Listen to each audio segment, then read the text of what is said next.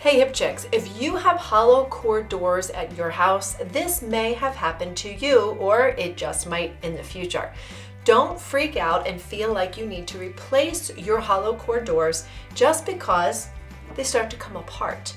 This is a very easy fix and I'm going to show you how. But make sure that you subscribe to the Hip Chicks channel because I want to make sure that you don't miss any of the new content that we have coming. It's easy, practical tips that will save you money, stress, and time taking care of your home.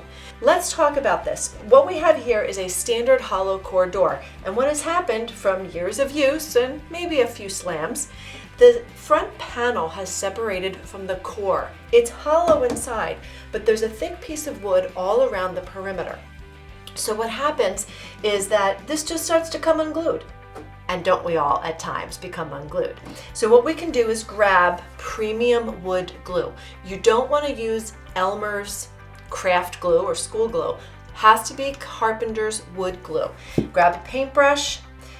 Now make sure that you have a towel underneath your door because this will drip and you don't want to get any glue on your flooring. So you're just going to put a nice bed of wood glue all the way up this crack. When you are done gluing your panel back to the core, you're going to grab a few clamps. These are super easy to use clamps. Put a couple clamps along the edge. When it is fully dry, I give it 24 hours. You can come along with a little bit of sandpaper. You can sand off any of the excess glue. You can touch up your paint and your door will be good as new. So don't throw out that door just because that hollow core needs a little bit of attention.